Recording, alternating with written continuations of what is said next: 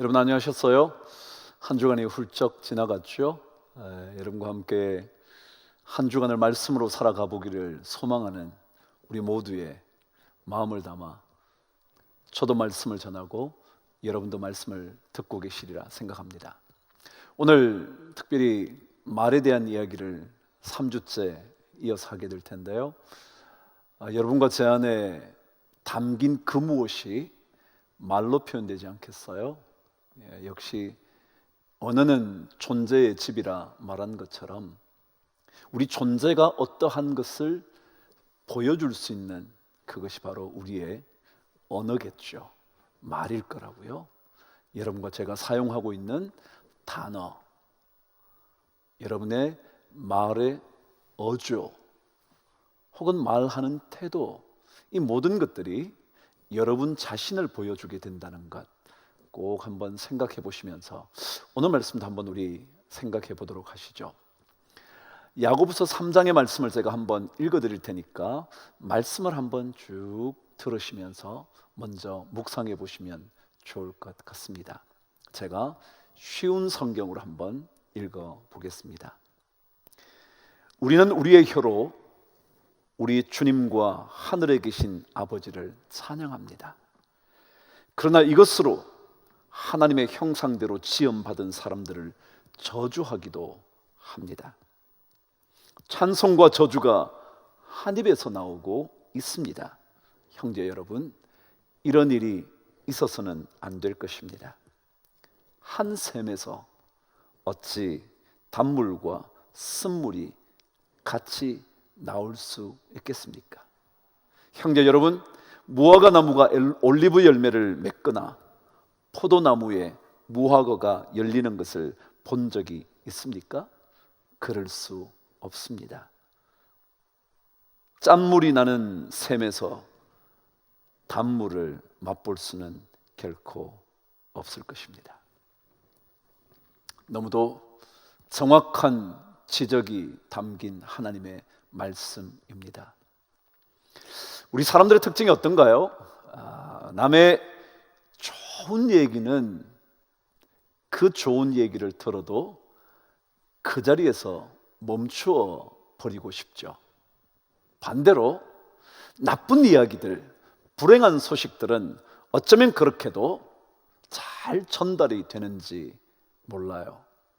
아니, 나쁜 얘기는 더 덧붙여서 그동안 내 마음속에 있었던 좋지 않은 감정까지 추가시켜서 그 말을 전달하다가 점점 더 눈덩이처럼 커져가게 되는 것 경험해 보신 적 있을 겁니다. 우리는 역시 좋은 말 하는 일에 익숙하지 않은 사람이기도 한 것 같습니다.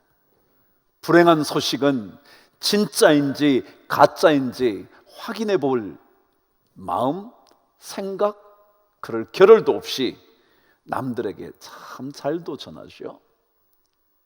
그런데 좋은 소식은 들어도 마음이 불편해지곤 합니다. 하나님은 이사야서 42장 말씀을 통하여 이런 말씀을 한 적이 있었습니다. 나는 여호와니 이는 내 이름이라. 나는 내 영광을 다른 자에게, 내 찬송을 우상에게 주지 아니하리라. 하나님은 마땅히 여러분과 저를 통하여 하나님을 찬송하는, 하나님께 영광을 돌리는 일, 그것을 받으시기를 원하십니다. 더더욱이 아무에게서나 받으시기를 원하시는 것이 아니라 하나님의 거룩한 백성이 된 여러분과 저를 통하여 받고 싶어 하십니다. 믿음의 고백을 하는 자들에게서 그 영광을 받으시기를 원하시죠. 사실 예수 그리스도를 구주로 영접한 사람 외에 누가 그분께 영광을 드릴 수 있겠습니까? 그래서 그리스도인들이라면 하나님께 영광의 찬송을 올려드리기를 삶의 중요하고도 첫 번째 목표로 삼아야 할 겁니다. 그런데 때때로 그 드려져야 할 영광이 우리의 입술 때문에, 우리의 말 한마디 때문에 그 모든 영광이 사라져 버릴 때가 있다는 것, 여러분 혹시 생각해 보신 적이 있나요? 오늘 말씀 그대로 우리가 하나님을 찬송하기도 하면서 동시에 그 입으로 하나님의 거룩한 형상을 입은 그 누군가를 저주하고 있다는 것, 찬송과 저주가 한 입에서 나온다는 것, 이것 마땅하지 않은 것이라고 주님은 말씀합니다. 우리는 삶의 수직적인 관계와 수평적인 관계가 있다는 것을 늘 말하곤 합니다. 우리 그리스도인들은 하나님을 만나는 그 수직적인 관계, 하나님과의 1대1의 그 놀라운 영적 교제, 그러나 동시에 그 영적인 교제를 통하여 얻게 된 우리의 영적인 자산을 통하여, 영적인 은혜를 통하여 수평적인 관계에서 하나님의 모습을 하나 둘씩 보여주는 일, 이것이 우리 그리스도인들의 삶일 거예요. 이 어떤 균형이 멋지게 이루어져야 한다는 거죠. 그러니까 이 수직적 수평적 관계의 멋진 조화가 하나님께 진짜 멋진 영광이 될 수가 있다는 거죠. 예배를 드리다가, 말씀을 듣다가, 찬송을 부르다가 경험했던 그 영적인 능력과 그 뜨거움, 그리고 고백했던 그 은혜가 우리 삶 속에서 잘 퍼져나갈 수 있도록 만드는 일, 그것이 하나님께 영광을 돌리는 것이라는 거죠. 만일 이것을 놓치면 거대한 어떤 행사를 끝마치고 난 다음에 때때로 우리는 허무감을 느끼지 않나요? 그런 것처럼 우리가 예배 때 누렸던, 찬송을 하면서 경험하게 되었던, 기도 중에 뜨거워졌던 그 모든 것들이 어쩌면 은혜가 무의미하게 되어 버릴 수도 있다는 거죠. 여러분, 신앙의 불일치는 특별히 말의 불일치로부터 시작된다 말할 수 있습니다. 하나님을 찬송하는 입술이 그 누군가를 저주하고 상처를 주고 고통을 주는 그런 입술이 되기도 할 때 우리의 신앙은 불일치를 자꾸만 드러내게 되는 겁니다. 야고보는 하나님의 형상을 입은 사람을 저주하는 것이 마땅하지 않다고, 옳지 않다고 말했지만 하나님께서도 이것을 굉장히 싫어하십니다. 그분은 이렇게 말씀하셨습니다. 너희가 내 앞에 보이러 오니 이것을 누가 너희에게 요구하였느냐? 내 마당만 밟을 뿐이니라 그랬습니다. 하나님은 우리에게 많은 재물을 요구하시지 않습니다. 제사의 재물을 요구하시는 것이 아니라 더더욱이 이 예배가 누군가에게 보이기 위한 것이 아니라는 거죠. 그런데 하나님을 경배한 입술로 욕설과 저주를 내뱉는다면 그 예배는 공허한 예배가 되고 말 것이다. 정말 하나님의 거룩한 성전에 뜰만 마당만 밟은 것뿐일 것이라는 거죠.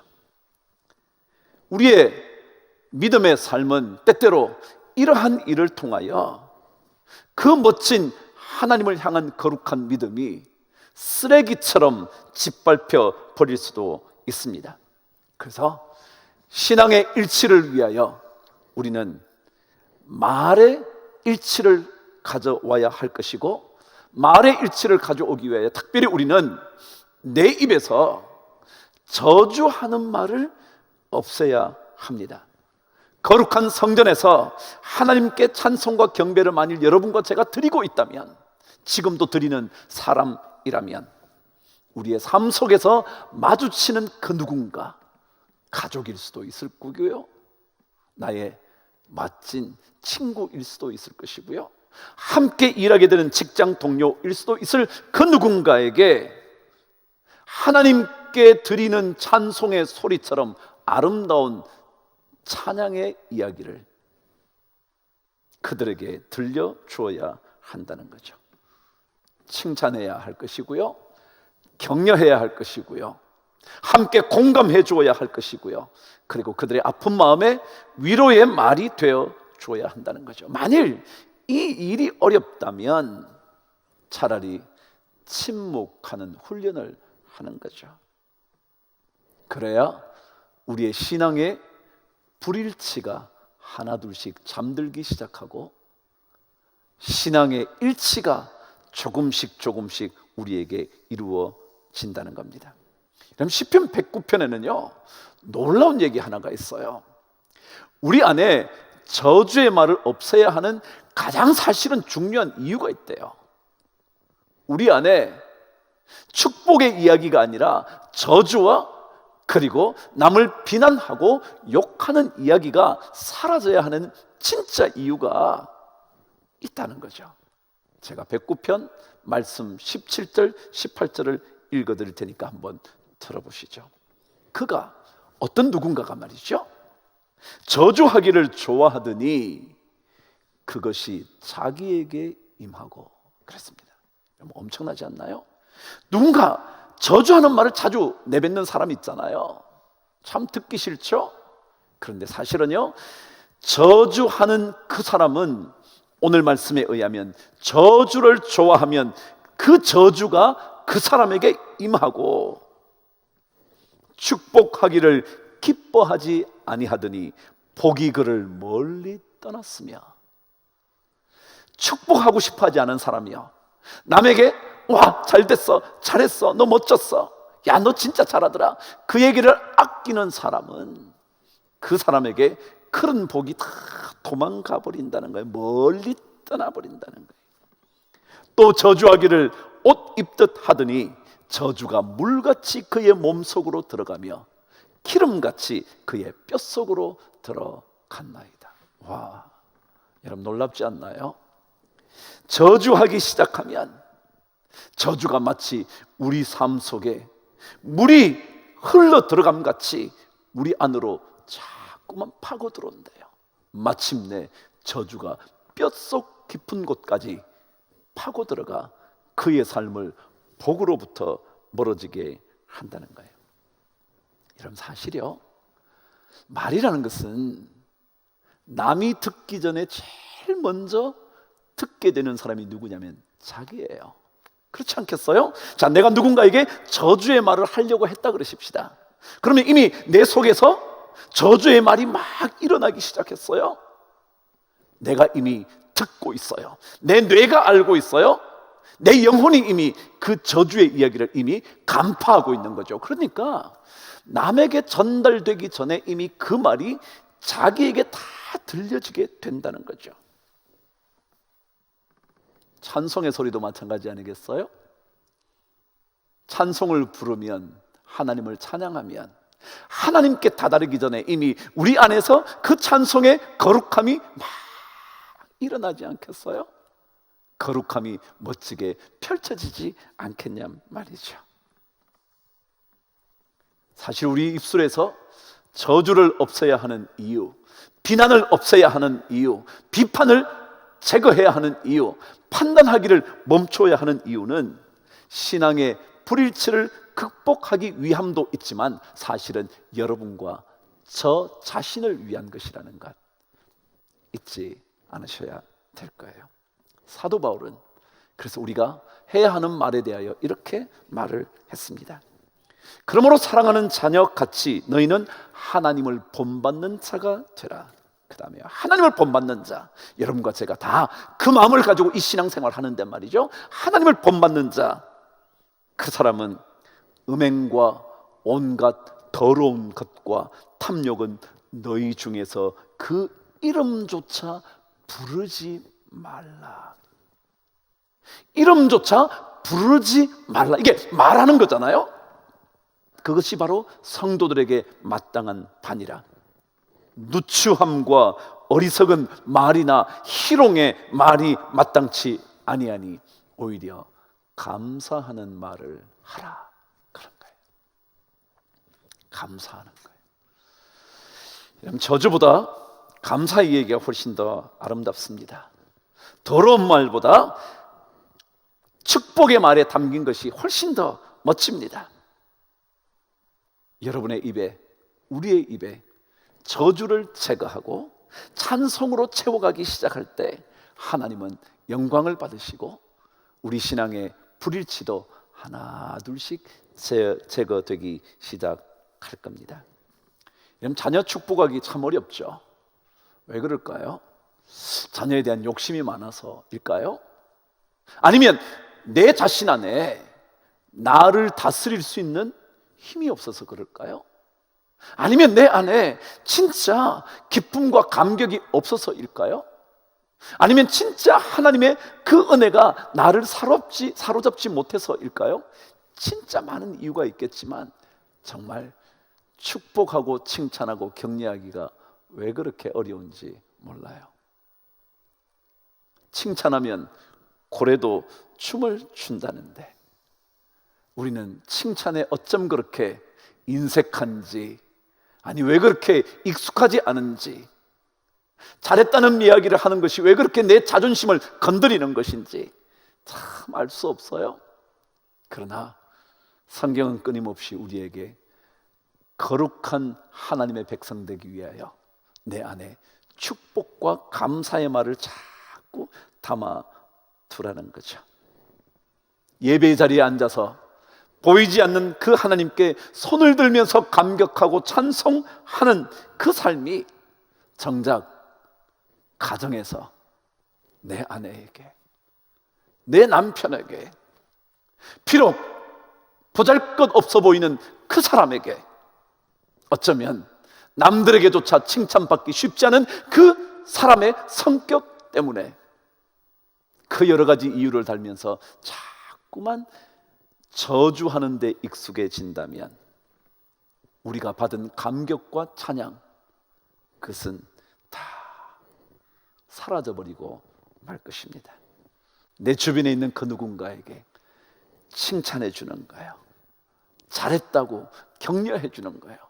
힘들었겠다고 위로해 주는 거예요. 그것이 참으로 힘들지만 그러나 그것을 통하여 하나님은 영광을 받으시게 된단 말이죠. 옛말에 구이경지라는 말이 있었어요. 구자는 오렐 구자예요. 연구하다 그럴 때 말이죠. 이 자는 어조사예요. 오랫동안, 그러나 공경할 경입니다. 지는 똑같이 어조사고요. 그러니까 오랫동안 공경하는 마음을 갖고 있어야 한다, 그런 얘기예요. 오랫동안. 근데 사실 이것은요, 이런 의미가 담겨져 있어요. 우리 오래 사귀고 나면 공경하는 마음이 없어지죠. 그죠? 결혼 생활도 오래 하고 나면 아내와 남편을 존중하지 않죠. 구이경지라는 말은 오래되었지만 여전히 공경하는 마음을 가져야 된다, 그런 거예요.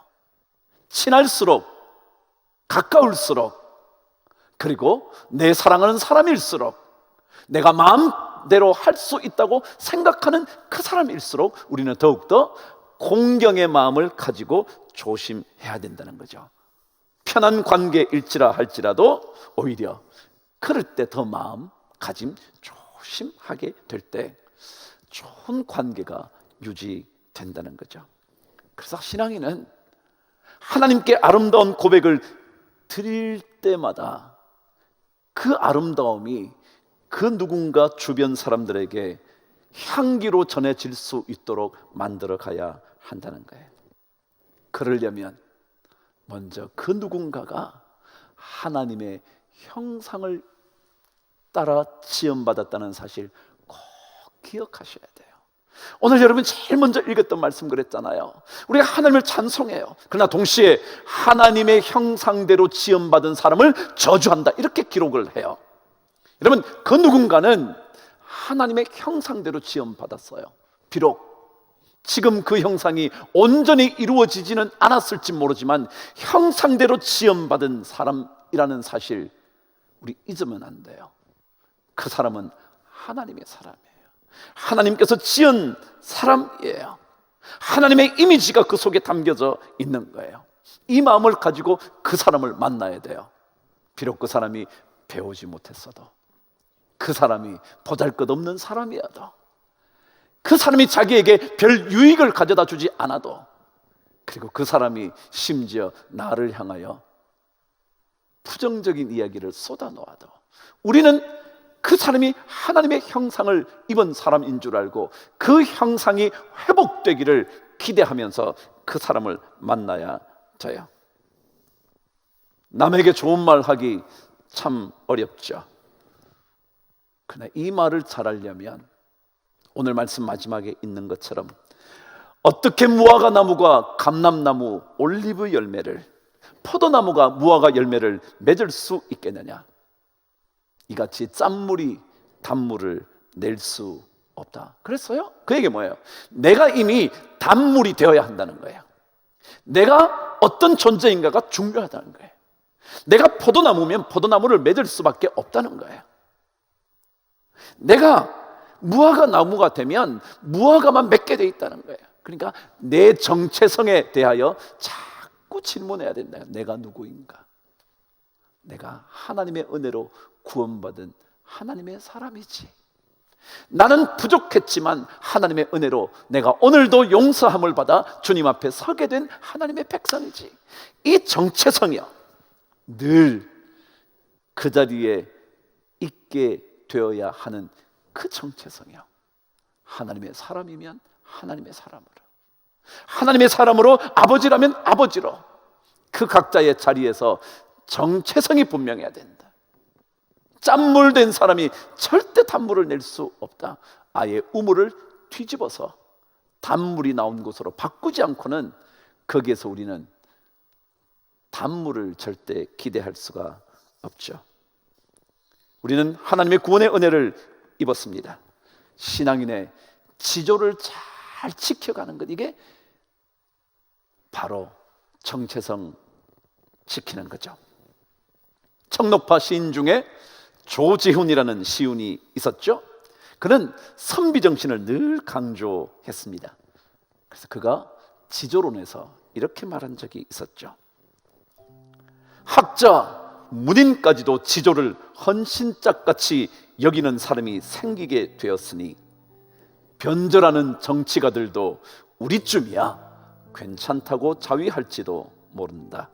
그러나 지조는 어느 때나 선비의 생명이며 교양인의 생명이고 지도자의 생명이다. 이런 사람들이 지조를 잃고 변절한다는 것은 스스로 그 맡은 바를 포기하는 것이다. 여러분, 스스로 맡은 바, 여러분과 저는 하나님의 사람으로 스스로 불림을 받은 사람이에요. 우리는 하나님의 사람이죠. 바로 이 하나님의 사람이라는 신앙의 지조 놓쳐버리면 우리 삶의 불일치는 어느 순간에도 일어날 수 있죠. 여러분, 한 주간이 또 시작됩니다. 아니, 시작되었습니다. 여러분과 제 안에 이 신앙인의 지조로 한 입에서 두 가지가 터져 나오지 않는 신앙의 멋진 일치의 삶을 꼭 살 수 있게 되기를 바랍니다. 성령의 능력을 사모하십시오. 기도하십시오. 그래서 여러분과 제 입술에서 아름다운 찬송이 터져 나올 수 있게 되기를, 그리고 그것이 하나님께 영광이 되기를 주님의 이름으로 축복합니다. 여러분, 우리 다음 주에 또 뵙겠습니다.